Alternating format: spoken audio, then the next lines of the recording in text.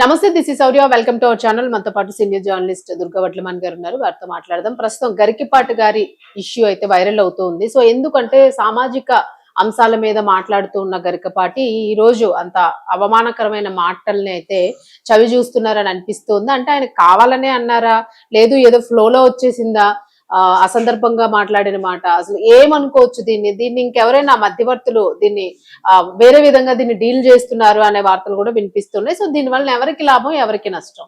So ఇది మాట్లాడదాం. నమస్తే మ్యామ్. నమస్తే అండి.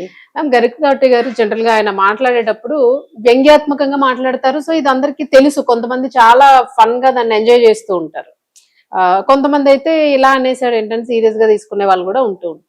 బట్ ఇప్పుడు పిల్లల మధ్యాహ్న భోజనము అలాగే ఈ గుడ్డుకి సంబంధించిన అంశము కావాలని అనలేదు అనే ఒక వార్త ఇప్పుడు వినిపిస్తుంది. అంటే ఆయన క్షమాపణ చెప్పాలి అని చెప్పేసి కూడా చాలా మంది నిన్నంతా కూడా వైరల్ చేశారు.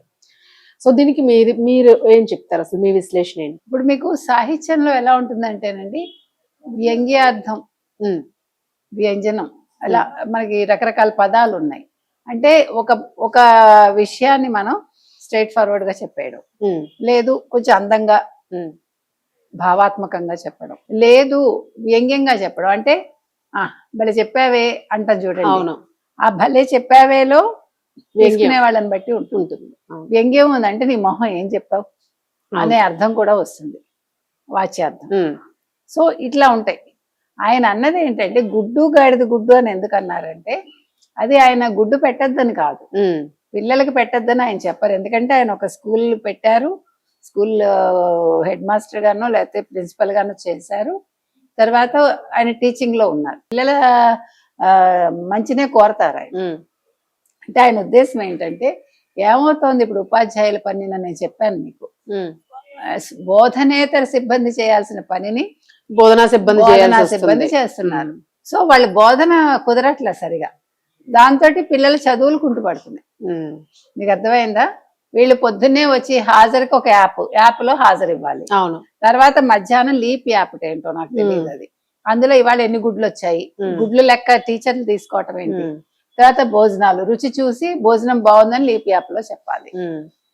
తర్వాత ఎంతమంది తిన్నారు, ఎన్ని గుడ్లు మిగిలాయి, ఈ లెక్కలన్నీ. ఇదంతా మార్కులు వేయాలి కానీ గుడ్లు లెక్కలే లెక్కలు టీచ్ చేయాల్సిన టీచరు గుడ్లు లెక్క పెట్టడం ఏంటనేది ఆయన ఉద్దేశం. మేడం, ఇది ఒక చిన్న డౌట్. గతం నుంచి ఉందా, ఇప్పుడు కొత్తగా కూటమి వచ్చాక వచ్చిందా, లేకపోతే ఎప్పటి నుంచో ఇదే లెక్క? ఎప్పటి నుంచో ఉన్నట్టుంది. అంటే ఉపాధ్యాయులకు విసుగొస్తోందండి.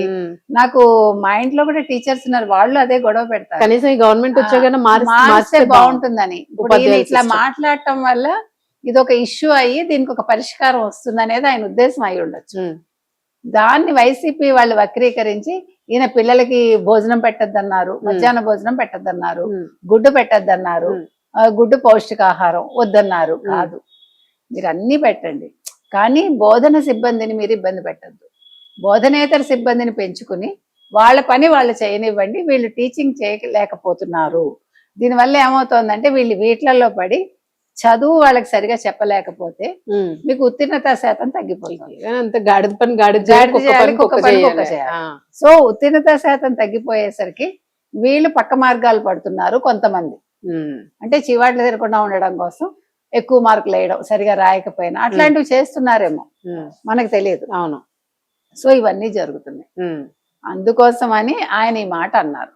దాన్ని వైసీపీ ఇంకా దాన్ని ఎంతలాగా దాన్ని సోషల్ మీడియాలో పెట్టాలంటే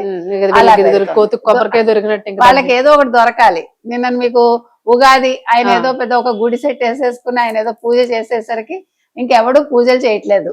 ఆంధ్రప్రదేశ్ లో ఓన్లీ జగన్ భార్య చేశారు. దొంగ పూజలు చేశారు అని చెప్పకుండా ఈ ఏడుపుతారు. అట్లా ఇది ఉంది. అంటే మీకు ఏమైందంటే, గరికపాటి గారు జగన్ ని బాగా క్రిటిసైజ్ చేస్తారు కదా, అది చాలా మందికి నచ్చదు. ఆయన ఉన్నది ఉన్నట్టు మాట్లాడతారు. అందులో ఆయన ఇంటి పేరే గరికపాటి. కొంచెం ఆయన మాటలు గరుకుగా ఉంటాయి.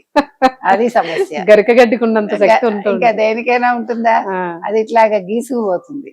అందుకని ఆయన మాట కొంచెం అలా అనిపిస్తుంది. ఉమ్, ఆయన కొంచెం హాస్యంగా చెప్తారు కాబట్టి ఉమ్, వీళ్ళు అందులోంచి హాస్యాన్ని తీసుకోకుండా ఉమ్. అపహాస్యం తీసుకుంటారు. అపహాస్యం చేశారు. చేశారు వారిని, చేసే పని మీద చెయ్యాలని ఉన్నారు. ప్రయత్నించారు. యాక్చువల్ గా కానీ చాలా మంది దాన్ని ఖండిస్తున్నారు.